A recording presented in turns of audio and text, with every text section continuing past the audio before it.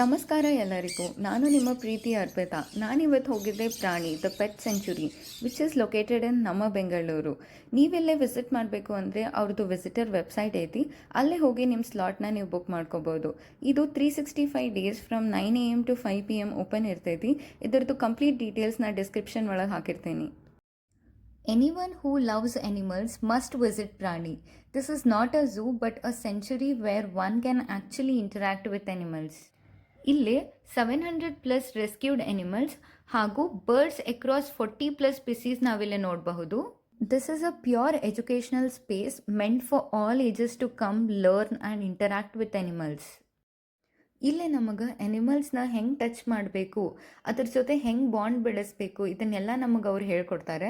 ಇಲ್ಲಿರುವಂಥ ಎಲ್ಲ ಅನಿಮಲ್ಸ್ ಬಗ್ಗೆನೂ ಅವ್ರು ಡೀಟೇಲ್ ಆಗಿ ನಿಮಗೆ ಎಕ್ಸ್ಪ್ಲೇನ್ ಮಾಡ್ತಾರೆ. ಅದನ್ನು ಹೆಂಗೆ ರೆಸ್ಕ್ಯೂ ಮಾಡ್ಕೊಂಡು ತೊಗೊಂಡು ಬಂದರು ಅದ್ರ ಬಗ್ಗೆ ಎಲ್ಲ ಡೀಟೇಲ್ ಆಗಿ ಹೇಳ್ತಾರೆ. ನಿಮಗೇನಾದರೂ ಇಲ್ಲಿಂದ ಪೆಟ್ಸ್ ತೊಗೊಂಡು ಹೋಗಿ ಸಾಕಕ್ಕೆ ಇಷ್ಟ ಇದ್ರೆ ಅದನ್ನು ಲೀಗಲ್ ಆಗೇನೋ ನೀವು ತೊಗೊಂಡು ಹೋಗಬಹುದು. ಇಲ್ಲೇ ನಮಗೊಬ್ಬರನ್ನ ಗೈಡ್ ಅಸೈನ್ ಮಾಡಿರ್ತಾರೆ. ಅವರು ನಮಗೆ 1.5 hours ಎಜುಕೇಷನಲ್ ಟೂರ್ ಕೊಡ್ತಾರೆ.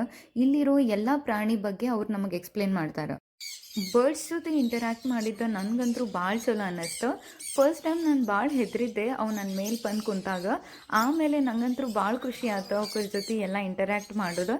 ಇಲ್ಲೇ ಅಗ್ವಾನಾಸು ಇದ್ವು, ಹ್ಯೂಮನ್ ಫ್ರೆಂಡ್ಲಿ ಆಗಿ ಅವ್ನು ಬೆಳೆಸಾರ, ಬಟ್ ನನಗೆ ನೋಡೋಕೆ ಸ್ವಲ್ಪ ಸ್ಕೇರಿ ಅನಿಸಿದ್ವು.